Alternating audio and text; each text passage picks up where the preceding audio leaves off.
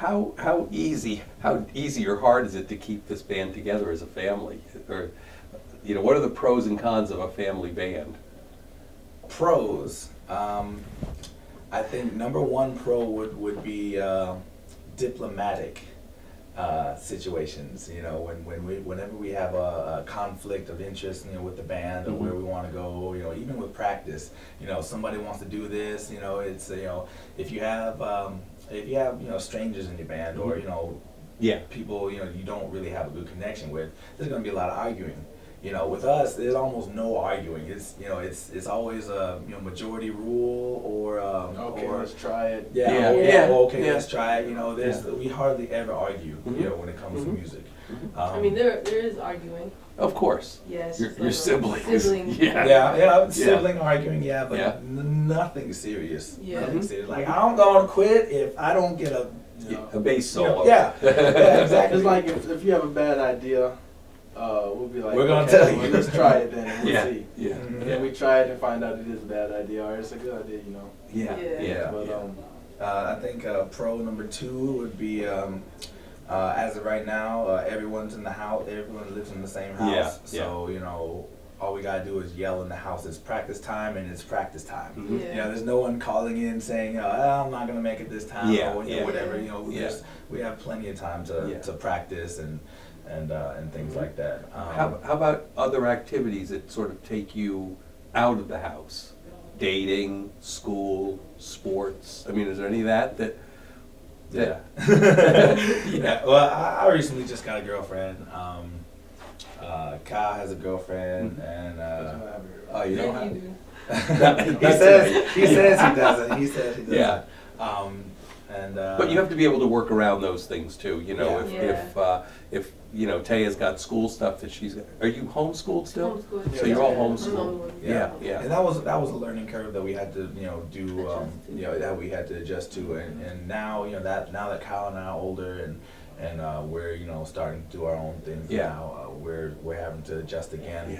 I think the biggest thing that we've had to overcome here recently is the recent divorce of our parents. I didn't know. Okay. And that happened in last July. Yeah. So you know, a side effect of that was that our dad, which was our harmonica player, you know, songwriter, driver, helper, and all that stuff. You know, he doesn't travel with us anymore. Right. So that's the biggest thing that we've had to overcome.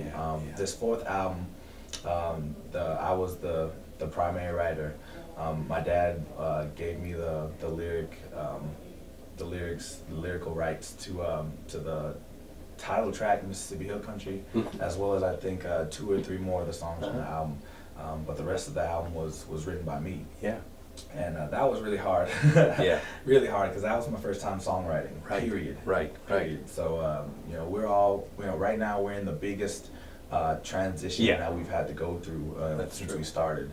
But so far, it's coming along pretty nice. You seem like a very strong unit, and that you can get through this with the music as your support system, if you will. Yeah, definitely. Yeah. The What's he like as a producer?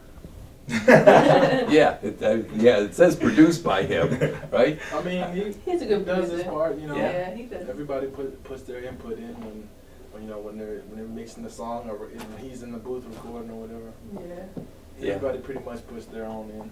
But if I don't like something though, I definitely say so. How hard are you on yourself as a guitar player when you're the producer too and singer? It's super hard. Yeah. And like these two can vouch for me too. Yeah. Like, I will go through a guitar track tons of times, vocal tracks too, until I think I have it right. And even then, you know, I listen to the new album now and I listen to a part and I say, that could have been done a little bit more. I can say he's really picky. Yeah, which is a good thing. Yeah. I suppose. Yeah, because you want each album, each song, really, to be the best representation it can be. Exactly. Yeah. Sure.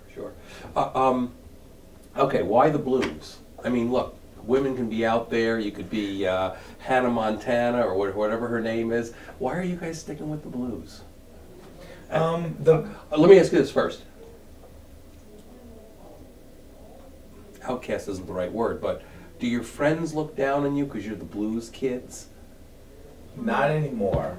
Not anymore. Did they at one point? Yeah, for me personally, I never really dealt with that. Mm-hmm. I mean, they always, they'll question me why it was the blues. Yeah.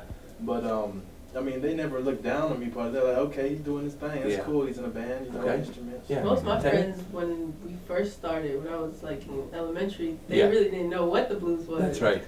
So, we would do school shows at my school, and we would play for them, Mm-hmm. and then they would know what the blues sounds like. Sure. So then I was like, You were a star. yeah, kind of. Yeah, I guess you could say that. Yeah. So they thought it was really cool. Yeah.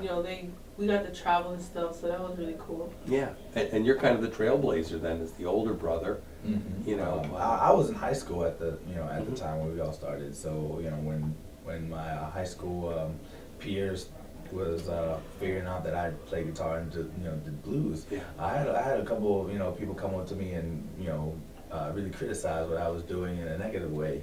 Yeah. Saying, oh, you could do this style or that style. Why you do Right. blues? Blues is for old people, Yeah. and things like that. And I would just have to brush them off and because I love to do it. Yeah. It's one of my favorite styles of music. Now we don't have any. No. I don't have No. any No. negativity. It's quite the opposite. Yeah. Yeah. And you guys are really the answer to blues is for old guys. It's like, no. Yeah. Watch. Yeah. You know, it's yeah. like- Blues is not No. only for old people or people with experience. No. And we've had to fight people that has really tried to instill that into us over the years. Mhm. We've had some people with negative comments saying that we don't belong in this genre because of our age, and and we should let older seasoned veterans just continue on Right. what they're doing, and we should just leave them alone. And but the seasoned veterans love you guys. The B.B. Kings of the world, the Buddy guys of the world, they love you guys. Oh, Taj yeah. Mahal, Yeah. Anytime you meet any of those musicians, I'm sure, they're patting you on the back saying, Oh, keep yeah. doing what you're doing. Yeah, we've had Yeah. such a positive response, especially here recently with the release of the new album. Right. So we're really happy, and Yeah. and why continue the blues Yeah. now? The biggest thing would be is because we were all raised on on the blues, and It's a part of us. and now. it's a Yeah. part of us. Yeah. I mean, I can't imagine going off playing rock or Uh-huh. country or something like Yeah. that. I just can't imagine. Yeah. And the yeah. blues community, as a whole, has been so, they've embraced us Right. for the most part. They've supported us, and we've had a lot of great family friends made over the years Mhm. because of the blues, and and people like that. So, I mean, it's we're gonna continue to Yeah, do yeah. blues as long as we can. Well, you guys have all found, at least you're on a journey to find that that individual sound that's you. Your voice is just wonderful, but I know, as Taya said, you're a perfectionist, and you're still reaching for that, and I'm sure on bass, Kyle, you're still trying to find, that Right. moment where that sweet spot, and the same with the drums. It's a lifelong journey, Yeah, lifelong journey. And it's funny you said about I couldn't play rock.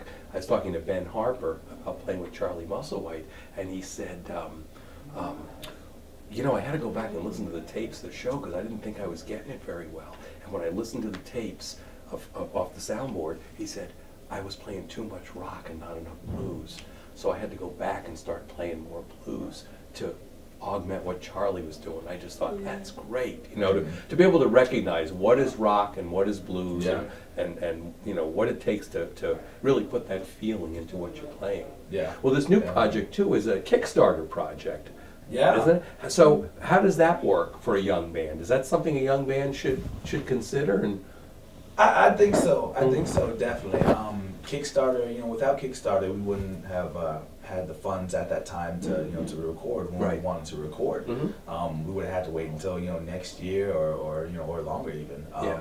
But yeah, Kickstarter is we sent mass emails to all of our fans, to our Twitter accounts and Facebook accounts. We messaged all of our fans. Yeah. Asking hey we're having a Kickstarter fund for our album. If you'd like to donate, help support us. And our fans they were amazing. That's cool. Donating, and we were fully funded, and some. Yeah. So it's the album was directly thankful for because of the fans. Yeah, that's and finally, the other thing I wanted to ask you is about the muffler guitars. How did that all come about? You're still playing them, I take it. Yeah, we still got them. And you have one hanging up in Indianola, don't you? Yes. I saw that last year in the B.B. King Museum. There's one of your guitars. Yes, indeed. Yeah. And that was my dad's idea, and I bought some mufflers to go under my first car, and my dad was helping me restore it. And they came in the mail, and he was making sure they were what we both wanted for the car, and he said, "Hey Ryan, wouldn't this be cool if you? This looks like the perfect body for a guitar, and we could put a neck on it, and and hang it up on the wall. It'd be a good conversation piece." And I paid good money for those mufflers, and I wanted them to go into my car. So I said, when Kyle has his first car, you can help him with that. Right.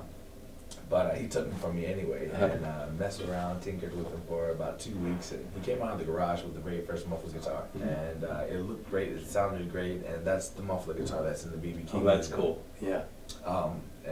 So it was going to be a conversation piece, but I wanted to play it maybe 1 or 2 times on stage, just for the heck of it, and we had such a good reception, from that first muffler guitar that he built one for my brother, and now we are on guitars number 13 and 14. Wow! And over the years, he's made some and given them away to blues musicians. Blind Mississippi Morris has one. Paul Benjamin has one. Right. And I don't think the Foundation? I think the foundation has. Yeah, I think the Bronx Foundation has We'll one. have one to go to the Hall of Fame even there. Yeah. Yep.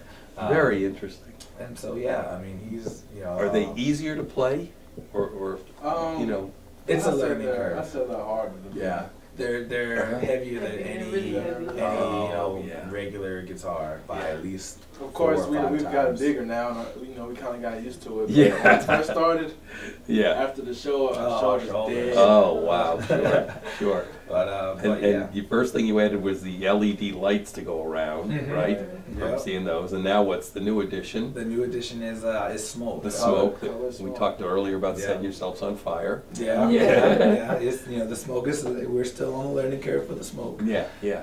But yeah, it's a really good crowd pleaser, and and whenever we take them out of the case, people are like, oh, what is that? What is that? Yeah, And, yeah. it's also it pays a homage to Mississippi, and it's Sure.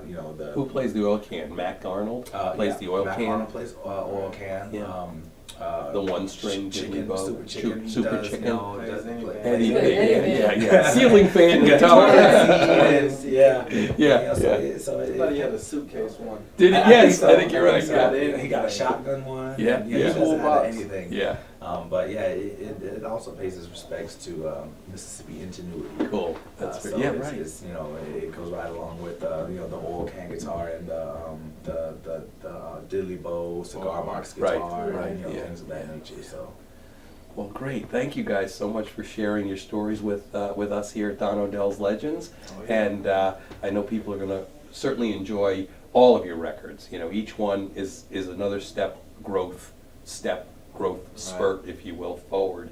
And we're so happy to have you in the blues. I've always said these bands who come out of the IBC, Trampled Underfoot, Grady Champion, J.P. Soars, Lionel Young, you guys, Shakura, Monkey Junk, you guys are the guys who are keeping the blues alive out there. You're the young bands that are really giving the blues some energy out there. So I thank you for that. Keep it up. Thank you. You're Thank welcome. you. Thank you guys. And once again, I'm Art Tipaldi.